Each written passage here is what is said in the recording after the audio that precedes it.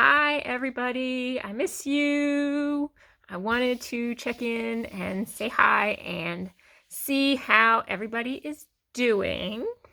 I have a few things that I want to talk about in this video, but before I start, I was just remembering that during one of our last morning meetings, we were playing Where a Warm Wind Blows, and someone said a warm wind blows for anyone who has a dog, and Dynasty wanted to see my dog, so I am laying here with her. She's very sleepy right now.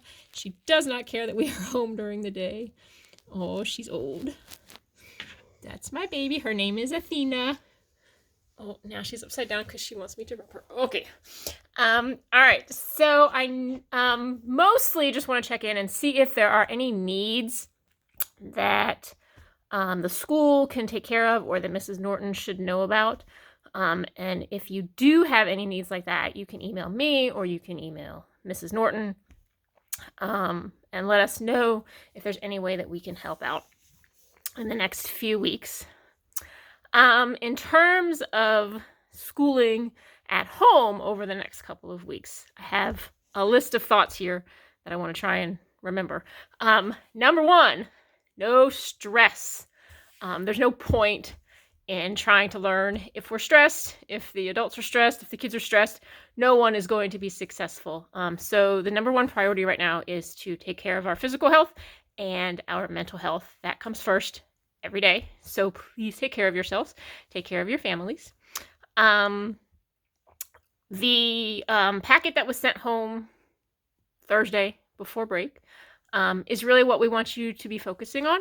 We are not currently going to be doing online schooling because we need to work out the way that is the most fair for everyone. We know that everyone is in different situations right now of what they're able to do and what they can't do and where the kids are and what the kids can do, and internet and all kinds of other issues. And so we really just want you to just keep the kids engaged and motivated as much as possible with that take-home packet. Of course, all of the online programs that the kids use are still available. So Reflex for Math Facts, Lexia, Prodigy, if your child has Dreambox.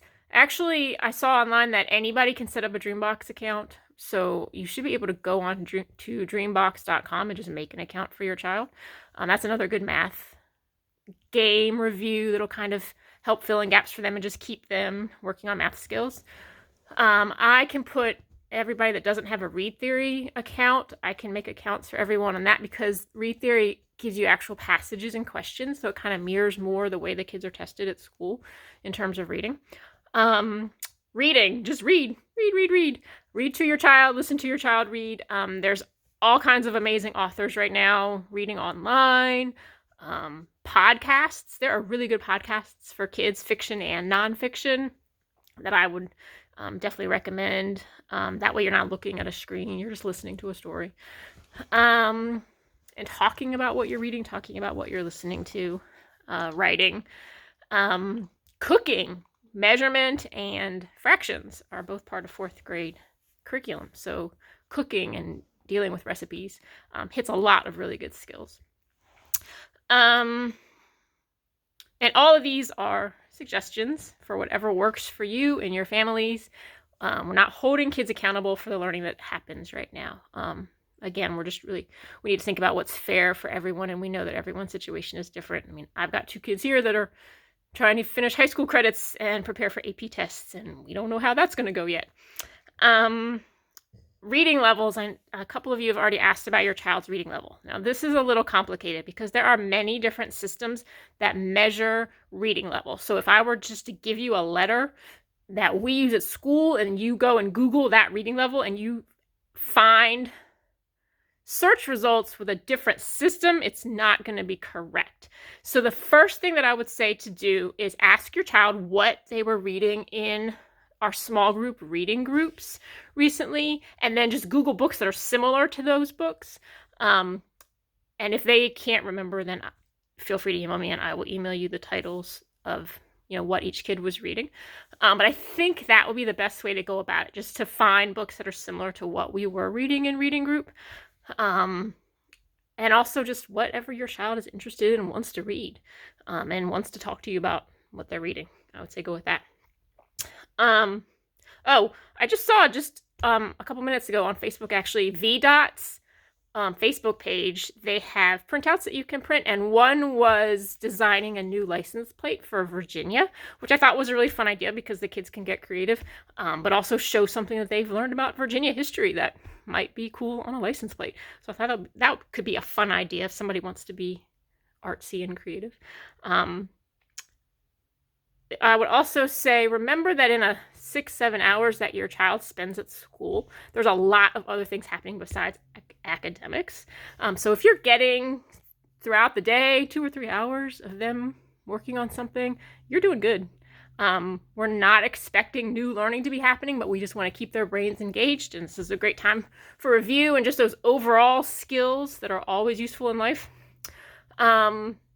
So letting them be bored, I think, is really important also. Have some time in the day that's not structured at all, and they can fuss as much as they want. But when you leave them alone and they have to figure it out on their own, that's when they start problem solving and creative thinking and critical thinking. And I think those are just really the most important skills. Also, if at some point your child's working on something online, and I think this might be more for Dreambox or Lexia, or even Prodigy, I guess, too, that they get stuck on. If you can find a way to screenshot it or take a little video or something that you want to send to me, I'm definitely available by email to answer questions for sure. You should be receiving an email from Mrs. Ritchie or from the school today about Spirit Week this week. They have Spirit Days planned. And what they're hoping is that everyone will either post on the Brock Road Facebook page pictures of them participating or email it to the school and they will put them on Facebook. So what I was thinking might be kind of cool is I'm going to try and post my picture each day. Brock Road's Facebook page is supposed to make a post about that Spirit Day.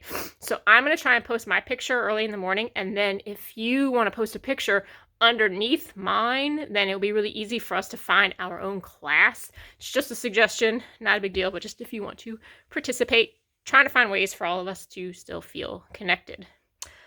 I think that's everything on my list for now. I'm sure I'm forgetting things. I'm sure I will be sending more emails.